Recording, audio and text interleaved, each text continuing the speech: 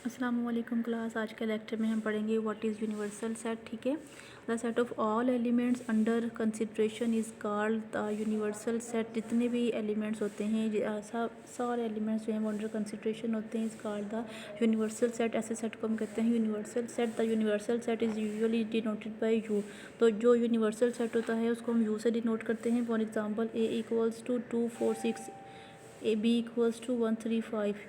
Set U universal set equals to U equals to 1 2 3 4 5 6। तो universal set में हमारे पास वो तमाम एलिमेंट्स होंगे जो हमारे पास ए और बी में मौजूद हैं। ठीक है, नेक्स्ट हमारे पास है Venn diagram. A Venn diagram is graphical representation of sets by regions in the plane. जो वेन डायग्राम्स होती हैं उसको हम ग्राफिकली रिप्रेजेंट करते हैं सेट्स को। The universal set is represented by the interior of a rectangle. जो हमारे पास यूनिवर्सल सेट होता है उसको हम रिप्रेजेंट करते हैं एज अ रेक्टेंगल फॉर्म। ठीक है, and the other sets are represented by discs lying within the rectangle. और जो हमारे पास दूसरे सेट्स होते हैं उसको हम उस रेक्टेंगल के अंदर, जैसे कि फॉर एग्जांपल आपको यहाँ पर पिक्चर नज़र आ रही है, ये हमारे पास रेक्टेंगल फॉर्म है। हम एक सेट को जो है वो डिनोट कर रहे हैं जिसको हम यूनिवर्सल सेट कह रहे हैं, और दूसरे हमारे पास हैं वो डिस्क की फॉर्म में हम दूसरे सेट्स को डिनोट कर रहे हैं, जैसे कि ए और बी यहाँ पर आपको जो है नज़र आ रही है। फॉर एग्ज़ाम्पल आपको यहाँ पर एक सेट दिखाया जा रहा है। इस तरह के जो सेट्स हमारे पास होते हैं उनको हम वेन डायग्राम्स कहते हैं। ठीक है, finite and infinite sets. Finite sets कौन से होते हैं और इनफाइनाइट सेट्स कौन से होते हैं? फाइनाइट सेट्स ऐसे होते हैं जिसमें नंबर ऑफ़ एलिमेंट्स जो होते हैं वो महदूद जो है वो होते हैं, उसको हम फाइनाइट सेट्स कहते हैं। और जो ऐसे इनफाइनाइट हमारे पास इन्फिनिटी ऐसे सेट्स होते हैं जिसमें हमारे पास जो एलिमेंट्स होते हैं वो लामहदूद होते हैं। ठीक है, a set S is said to be finite if it contains exactly m distinct elements where m denotes some non-negative integer. In such case we write S equals to m or n belong to S equals to m. A set is said to be infinity if it is not infinite. ऐसा set जिसमें हमारे पास जो number of elements होते हैं वो महदूद होते हैं उसको हम फाइनाइट सेट कहते हैं। और ऐसा सेट जिसमें हमारे पास जो नंबर ऑफ़ एलिमेंट्स होते हैं वो लामहदूद होते हैं उसको हम इन्फिनिटी सेट कहते हैं। ठीक है, for example the set of S of letters of English alphabet is finite and S equals to 26. The null set has no element is finite and equal to 0. The set of positive integers 1 2 3 up to so is infinity. अब देखें यहाँ पर अगर हम एक set जो है वो एस लेटर्स का बनाते हैं, अगर हम इंग्लिश के अल्फ़ाबेट लेटर्स का अगर हमने एक सेट बनाया तो हमें पता है कि जो इंग्लिश के जो अल्फ़ाबेट्स हैं उसके जो है वो मैक्सिमम 26 लेटर्स हैं, इससे ज़्यादा नहीं है। तो वो हमारे पास ऐसा सेट कौन सा होगा? वो इनफाइनाइट सेट होगा। अगर हम कहते हैं इन्फिनिटी सेट है तो इन्फिनिटी सेट में मालूम है कि वहाँ पर एक कोई भी एलिमेंट मौजूद नहीं होगा या फिर ज़ीरो एलिमेंट मौजूद होगा, उसको हम कहते हैं ये भी हमारे पास कौन सा सेट है? फाइनाइट सेट है।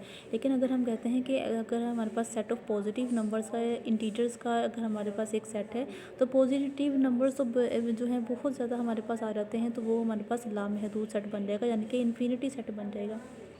अब एक्सरसाइज में क्वेश्चन देखें, determine which of the following sets are finite and infinity. अब यहाँ पे हमने डिटरमाइन करना है कि कौन से सेट हमारे पास फाइनाइट है, कौन से हमारे पास इन्फिनिटी है। फॉर एग्जांपल ए हमारे पास एग्जांपल देखें, A equals to month in the year. हमें मालूम है कि साल में 12 महीने होते हैं, तो इस वजह से वो सेट हमारे पास कौन सा होगा? फाइनाइट होगा। बी हमारे पास है इवन इंटीजर। ठीक है, इवन इंटीजर जो है इन्फिनिटी, ये भी ये सेट हमारे पास होगा क्योंकि इवन इंटीजर्स बहुत ज़्यादा हमारे पास हैं। सी हमारे पास क्या है? Positive integers less than 1। अब पॉजिटिव इंटीजर्स लेस दैन 1 जो है वो भी फाइनाइट हमारे पास सेट्स होंगे। डी 4 हमारे पास क्या है? D equals to animals living in the on the earth, ये भी हमारे पास फाइनाइट सेट्स हैं। फिफ्थ हमारे पास एग्जांपल है E equals to lines parallel to X axis, ये भी हमारे पास इन्फिनिटी सेट है। नंबर 6 हमारे पास है F equals to X belongs to R, X raise to power 100 plus 29 X raise to power 50 minus 1 equals to 0, ये भी हमारे पास फाइनाइट सेट है। G equals to circles through origin, ये हमारे पास इनफाइनाइट सेट है। तो नेक्स्ट हमारे पास है मेंबरशिप टेबल। मेंबरशिप टेबल क्या होता है? अ table displaying the membership of elements is in sets to indicate that an element is in a set A1 is used to indicate that an element is not in a set 0 is used. अच्छा, अगर यहाँ पर हम table की form में अगर sets को represent करते हैं तो वहाँ पर हम 1 यूज़ करते हैं कि कोई एलिमेंट हमारे पास यहाँ पर सेट में मौजूद है, और 0 इंडिकेट करते हैं कि कोई एलिमेंट हमारे पास सेट में मौजूद नहीं है। ठीक है, membership tables can be use to prove set identities. जो सेट आइडेंटिटीज़ होती हैं उनको रिप्रेजेंट करने के लिए मेंबरशिप टेबल का इस्तेमाल करते हैं। फॉर एग्जांपल ए हमारे पास सेट है और ए कंप्लीमेंट हमारे पास सेट है।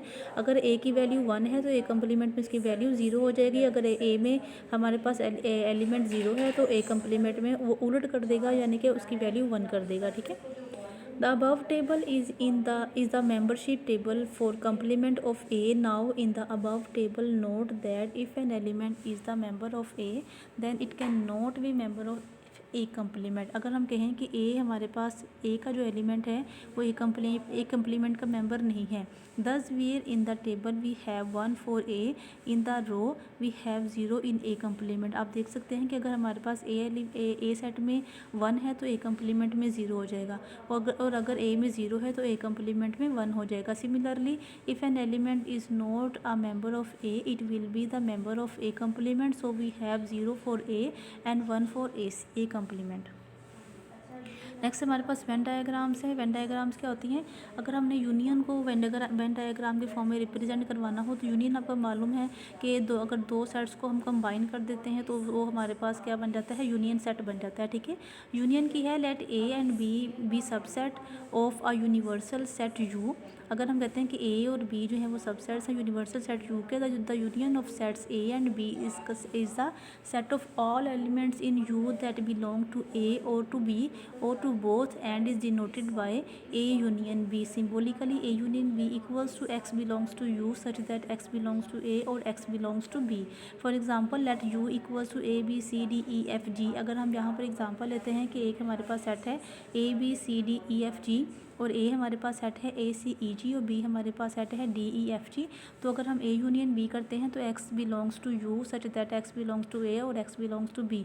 तो यहाँ पर हमारे पास सेट आ जाएगा ए के एलिमेंट्स और बी के एलिमेंट्स, सारे एलिमेंट्स को जब हम कंबाइन कर लेंगे तो हमारे पास एक सेट बन जाएगा ए सी डी ई एफ जी।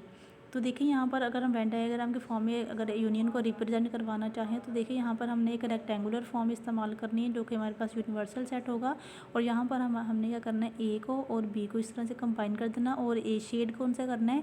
ए सेट को भी शेड करना है, बी सेट को भी शेड करना है। तो जब हम दोनों सेट्स को शेड कर देंगे तो हमें मालूम हो जाएगा कि ये हमारे पास ए यूनियन बी है।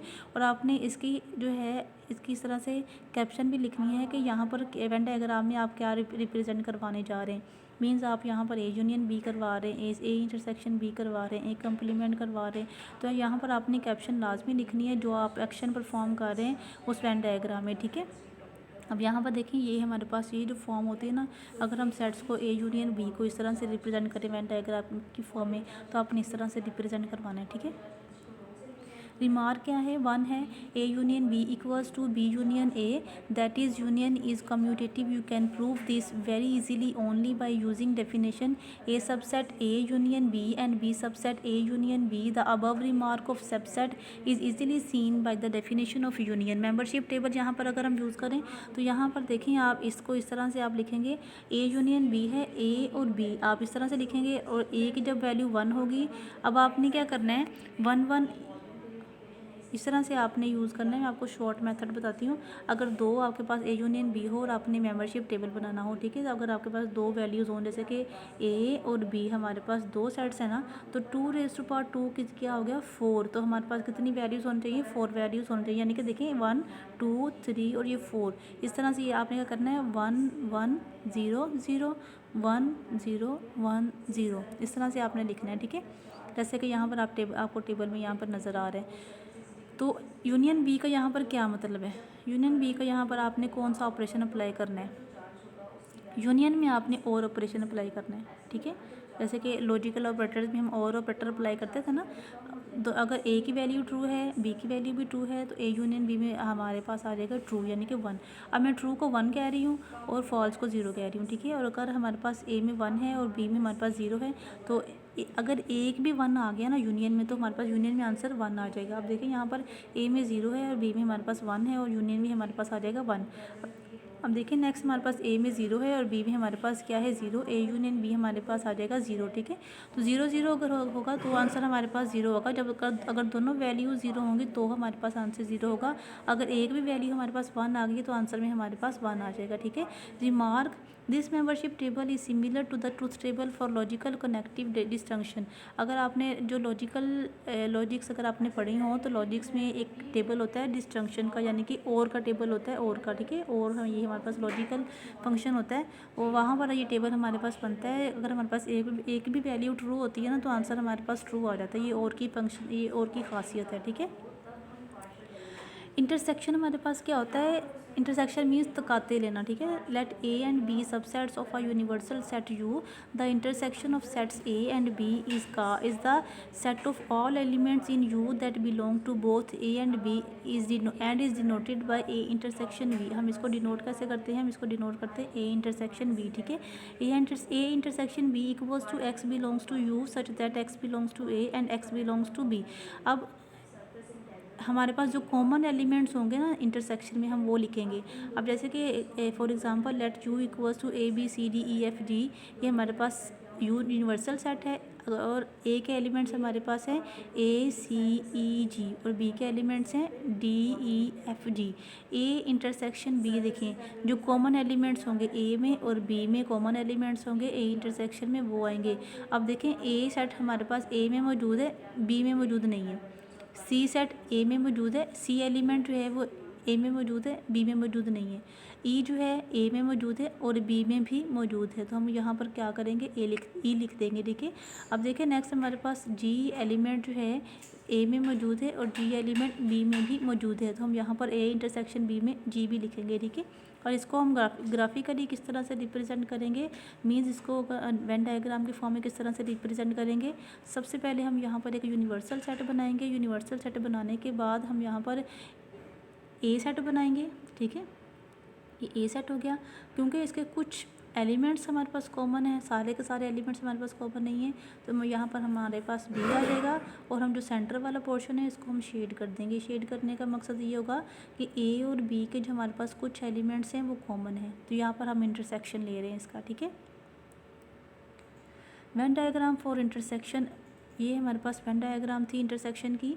A intersection B equals to B intersection A, ये बच्चों आप लोगों ने प्रॉपर्टीज़ जो है ना याद रखनी है, ठीक है।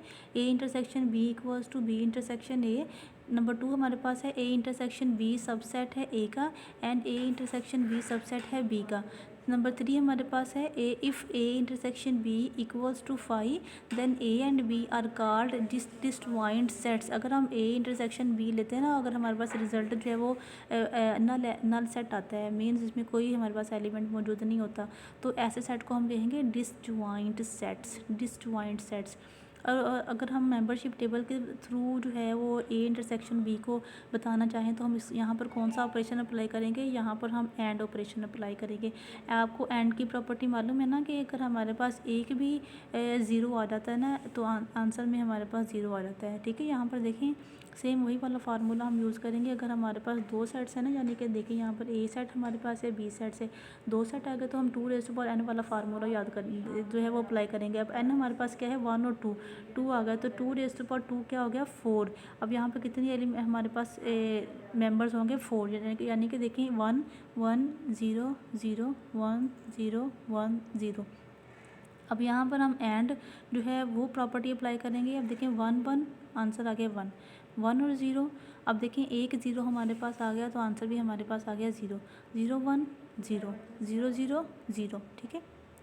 अब रिमार्क देखें, this membership table is similar to the truth table for logical connective conjunction. जो लॉजिकल कनेक्टिव्स में हम कंजंक्शन टेबल बनाते थे ना, ये वैसे का हमारे पास जो है वो टेबल आ रहा है। अब डिफरेंस क्या होता है, डिफरेंस हमारे पास होता है ए माइनस बी, यानी कि तफरीक करना, ठीक है, निकालना। Let A and B be subsets of a universal set U. The difference of A and B are relative complement of B in A is a set of all elements in U that belong to A but not belong to B and is denoted by A minus B or A slash B. अगर ऐसा set हमारे पास 2 sets हमारे पास मौजूद हैं, अगर एक set में से दूसरा सेट हम माइनस कर देते हैं तो ऐसे सेट को हम कहते हैं डिफरेंस, ठीक है। फॉर एग्जांपल देखिए यहाँ पर हमारे पास यूनिवर्सल सेट है, एक यूनिवर्सल सेट है ABCDEFG और ए सेट हमारे पास है ACEG और बी सेट हमारे पास है DEFG। अब देखें A माइनस बी में हमारे पास आंसर आएगा AC, क्योंकि ए सेट जो है ए में मौजूद है, बी में मौजूद नहीं है, तो हम क्या करेंगे ए लिख लेंगे। अब सी एलिमेंट जो है ए सेट में मौजूद है लेकिन बी में मौजूद नहीं है, तो सी लिख लेंगे। अब ई एलिमेंट जो है ए में मौजूद है और बी में भी मौजूद है, तो हम इसको कट कर देंगे। ठीक है, अब देखिए नेक्स्ट हमारे पास डी एलिमेंट जो है वो ए में मौजूद है और बी में भी मौजूद है, हम इसको भी कट कर देंगे। हमारे पास आंसर आ जाएगा AC। ठीक है, अब इसको हम किस तरह से वेन डायग्राम के फॉर्म में किस तरह से लिखेंगे, ये हमारे पास रिप्रेजेंटेशन आ गई वेन डायग्राम की। यूनिवर्सल सेट है, अब A माइनस बी करना है ना, तो इसका मतलब है कि A के एलिमेंट्स रहेंगे, B के एलिमेंट्स कट जो है वो निकाल देंगे, उसको कट कर देंगे। इस वजह से जो पोर्शन है ना A वाले पोर्शन को हम शेड करेंगे, B वाले पोर्शन को हम शेड नहीं करेंगे। तो यहाँ तक था आपका लेक्चर। वेन डायग्राम्स को अच्छी तरह से देखिएगा, इसकी प्रैक्टिस भी कीजिएगा। अगर कोई क्वेश्चन होगा तो आप मुझसे पूछ लीजिएगा। दुआ में याद रखिएगा। टेक केयर, अल्लाह हाफिज़।